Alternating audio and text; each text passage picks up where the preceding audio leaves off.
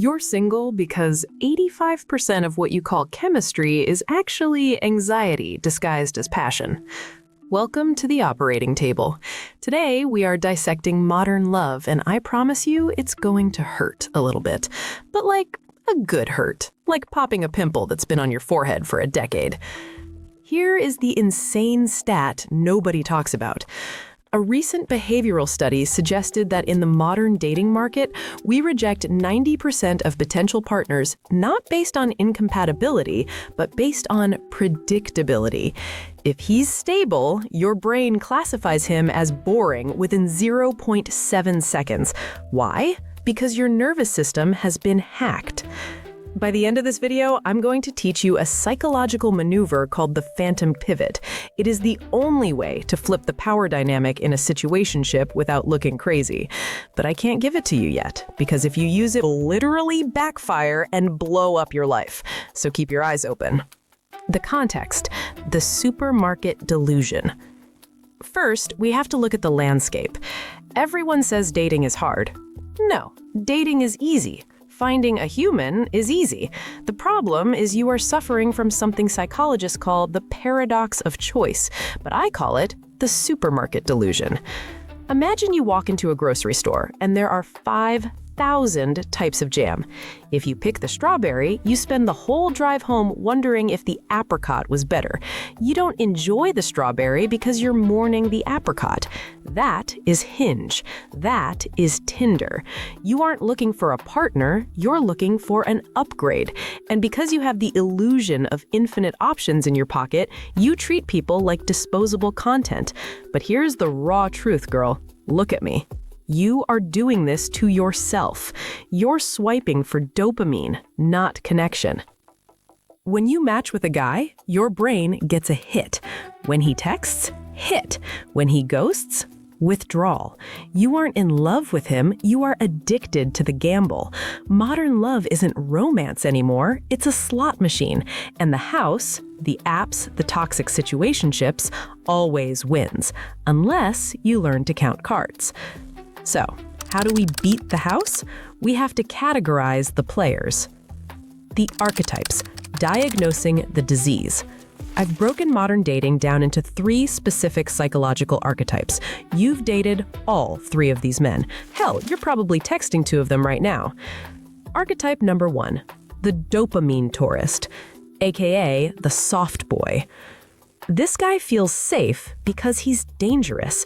He's the guy who talks about his feelings. He listens to Frank Ocean. He tells you he's working on himself. Here is the translation. He is an avoidant, attached narcissist in a soft sweater. He wants the experience of a girlfriend without the infrastructure of a relationship. He's a tourist in your life. He wants to take photos of the monuments, your body, your attention, your emotional labor, but he doesn't want to pay taxes or live there. He'll love bomb you for 3 weeks. High intensity, good morning texts, memes that suggest inside jokes, and then the second you ask for clarity, the second you try to sign a lease, he vanishes. Why? Because the dopamine tourist gets his high from the conquest of your validation. Once he knows you have you, the game is over. The dopamine is gone. He's bored. Okay, pause. I need you to be honest with me right now. Go to the comments. I want you to type tourist if you are currently entertaining a guy who knows exactly how you take your coffee but hasn't asked you on a proper date in 3 weeks. Expose yourself. It's the only way to heal. Oh, wait. Okay, moving on, because it gets worse. Archetype number 2. The logic lord, aka the gaslight king. This is the guy who treats a relationship like a business merger. Why are you emotional? I said I'd call you at 8. It is 8:04. You're being irrational. Psychologically, this man is detached from his own emotions, so he views yours as a threat. When you express a need, like, hey, I feel insecure when you follow 500 Instagram models, he doesn't hear pain, he hears criticism. He'll flip the script. He'll use therapy speak against you. He'll say you're projecting or you're anxious attached, just to shut you up. Here is the raw truth about the logic lord. He makes you feel crazy because your intuition is screaming that something is wrong, and his words are telling you everything is fine. That gap between your gut and his words, that is where your self-esteem goes to die. Now, before we get to the third archetype, which is the most dangerous one, we need to talk about why you attract these men. It's not bad luck, it's a shadow bid. In every conversation, there are bids for connection. Look at this bird. I had a hard day. But a shadow bid is what you do when you are afraid of rejection. You don't say, I want to see you. You send a meme. You don't say, I'm hurt you didn't call. You post a thirst trap on your story and check if he viewed it. You are communicating in code. And because you are communicating in code, you are attracting men who only want to play games. You are teaching them that they don't have to be real with you because you aren't being real with them. You think you're playing it cool, but actually you're playing the cool girl con, and the cool girl always loses because the cool girl doesn't have boundaries. She has guidelines that she lets men break over and over again. In the next part, I'm going to show you how to break that addiction loop. And remember the phantom pivot I mentioned at the start? That is the tool you use to test if he's a tourist, a logic lord, or actually a keeper. But to use it, you have to be willing to lose him. Archetype number 3, the project, aka the fixer-upper. This is the guy who has potential.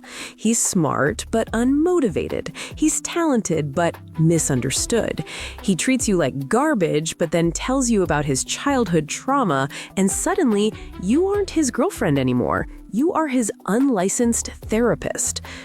Why do you love the project? Because of the savior complex.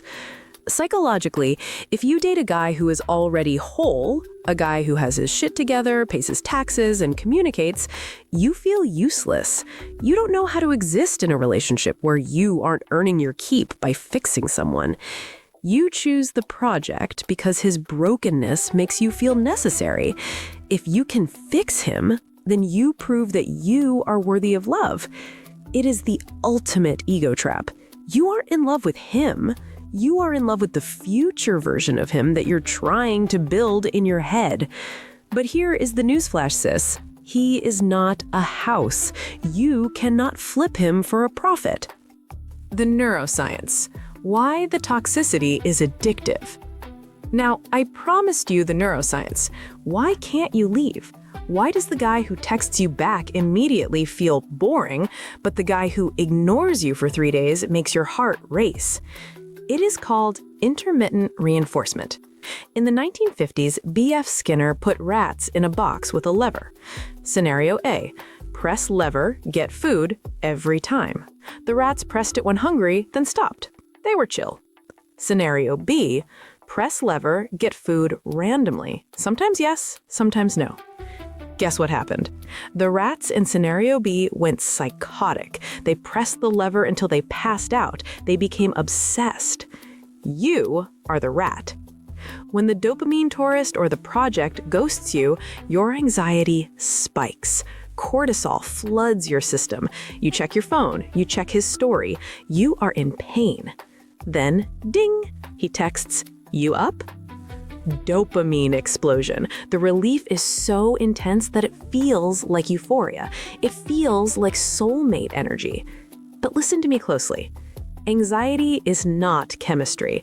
The relief you feel when he finally validates you is not love. It is the end of a panic attack that he caused. You have rewired your nervous system to associate instability with passion. And that is why the nice guy, the stable guy, feels boring. He isn't giving you the cortisol dopamine roller coaster. He's just giving you peace. And peace feels suspicious to a nervous system that was raised on chaos. So, how do we break the cycle? How do we stop being the rat in the box? You use the phantom pivot. Most advice tells you to play hard to get. That's childish. That's a game. The phantom pivot is not a game. It is a boundary disguised as behavior. Here is how it works. Usually, when you feel him pulling away, the pullback, your instinct is to shadow bid. You lean in, you double text, you try to be fun, you post the thirst trap, you chase. The phantom pivot is when you feel that anxiety, and instead of leaning in and instead of angrily storming out, you simply stop moving. You pivot your energy. You mirror his investment exactly, but with zero resentment. If he texts you 3 words, you text 3 words. If he takes 4 hours to reply, you take 4 hours, not because you are counting the minutes to punish him, but because you have pivoted your focus back to your own life. You are phantom because you're still there, you haven't ghosted, but your need for him has vanished. This creates a vacuum of validation. Men like the tourist and the logic lord feed on your anxiety. They feed on knowing they have you on the hook. When you execute the phantom pivot, you cut the supply line. You become a mirror, and when a narcissist looks into a mirror that doesn't flatter him, he panics. One of 2 things will happen. He will realize the game is over, he's bored, and he will leave. Good, the trash took itself out. Or he will feel the shift in power, realize you aren't a fan anymore, and he will step up to earn your attention for real. The phantom pivot forces him to reveal his archetype. It strips away the potential and shows you the reality. Now, if you do this and you clear out the tourists and the projects, you're going to be left with a very strange feeling.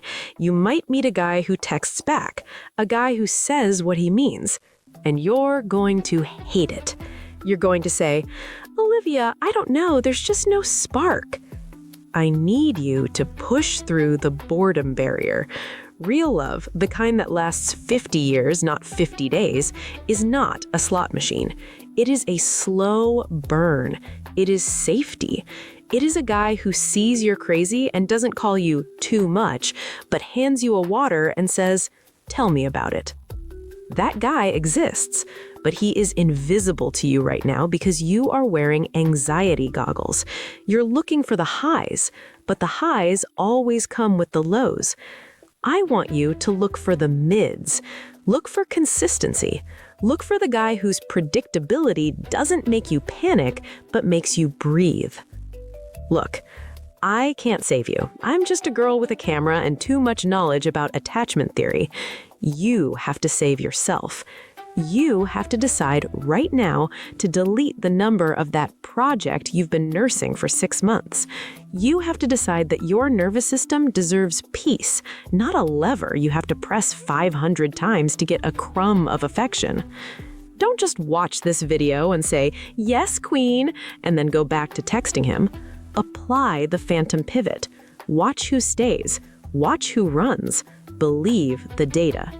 And remember that stat I told you at the beginning, that we reject 90% of people because they're predictable? Be the 10% who stays for the boring part, because that's where the magic actually happens. But if you still think I'm wrong, or if you think your project is the exception to the rule, go back to the start of this video, listen to the first minute again, and ask yourself, are you looking for love, or are you just looking to win a game you've already lost?